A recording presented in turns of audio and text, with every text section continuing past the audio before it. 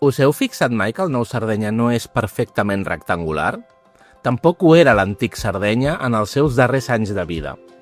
A la cantonada entre els carrers Sardenya i Camèlies, el córner no tanca en angle recte perfecte. Per quin motiu? Per un nyap d'obra pública que va tenir lloc a inicis dels anys 70, la construcció del cinturó de ronda.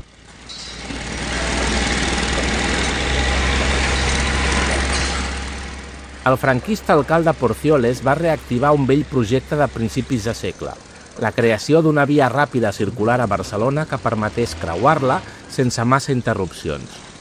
Aquest projecte va tenir el nom de primer cinturó de ronda i és el que actualment anomenem Ronda del Mig. Així doncs, el disseny del traçat vorejava l'estadi de Sardenya de manera soterrada, però el que realment perjudicava era la sortida prevista cap al carrer Sardenya, fet que implicava la mutilació de les grades del córner del carrer Camèlies amb Sardenya i el bloqueig de la històrica entrada pel carrer del qual rep el nom l'estadi. El nombre d'espectadors i la capacitat del recinte es va reduir dràsticament. Va ser un cop dur per l'Europa que la premsa no va dubtar en recollir.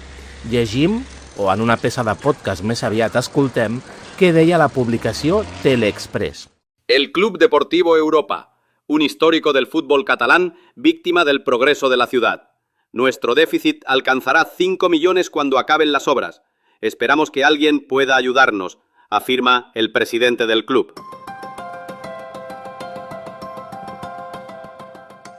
Francesc Hidalgo era el president que va haver de patir i gestionar les afectacions al club per culpa de les obres. Unes obres que van començar la temporada 72-73. Al mes d'octubre de 1972, a conseqüència dels treballs, una canonada d'aigües residuals va rebentar i el seu contingut va anar a parar al camp de gespa. La situació començava a fer-se insostenible i la premsa esportiva de l'època es va abocar a la defensa del club. En un article dur amb les institucions, José Ramón Albiach escrivia a les pàgines del diari esportiu Dicen el següent. Tampoco comprendemos cómo nuestras autoridades barcelonesas han prestado tan poca atención a los problemas de la Europa y no han escuchado las llamadas de socorro que la Junta Directiva del histórico club catalán lanzó a través de los medios informativos. Creemos que ha llegado el momento de sensibilizar a la opinión pública, de exigir que ésta colabore con todas sus fuerzas en la tarea de buscar soluciones a los graves problemas que aquejan al histórico club. El Europa se nos muere, y no podemos contemplar con los brazos cruzados la rápida agonía a la que se ve abocado.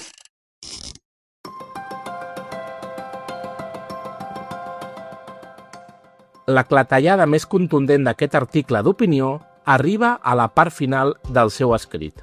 Pero lo que nos irrita en grado máximo es ver cómo las autoridades deportivas y federativas no toman cartas en el asunto. Que nosotros sepamos, la Federación Catalana de Fútbol y la Delegación Nacional de Deportes tienen la obligación de velar por los intereses de las entidades deportivas ubicadas en Cataluña, y en este caso no nos consta ninguna medida que se haya tomado para defender los intereses de l'Europa.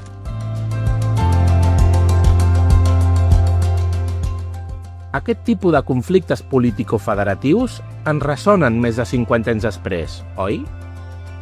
El llavors responsable de Relacions Públiques i Turisme de l'Ajuntament de Barcelona, Lluís Miravitlles, que ho era a la vegada de forma interina d'Esports i Salut, va comentar a la premsa de l'època, intentant calmar les aigües, que ja hi havia un projecte acabat de com hauria de ser un futur camp de l'Europa, que calia superar aquest tràngol i pensar a futur.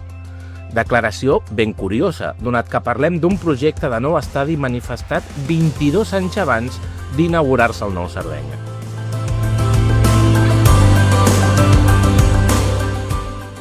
Els inacabables escrits periodístics de l'època van causar el seu efecte social i polític, i la Delegació Nacional de Deportes, a través de l'Ajuntament de Barcelona, va concedir una subvenció de 2,5 milions de pessetes al club pels perjudicis econòmics causats per les obres de la ronda, el que, calculant la inflació, correspondrien a 165.000 euros en ple 2025. El mal, però, ja estava fet. Fins als nostres dies, i sembla ser que per sempre.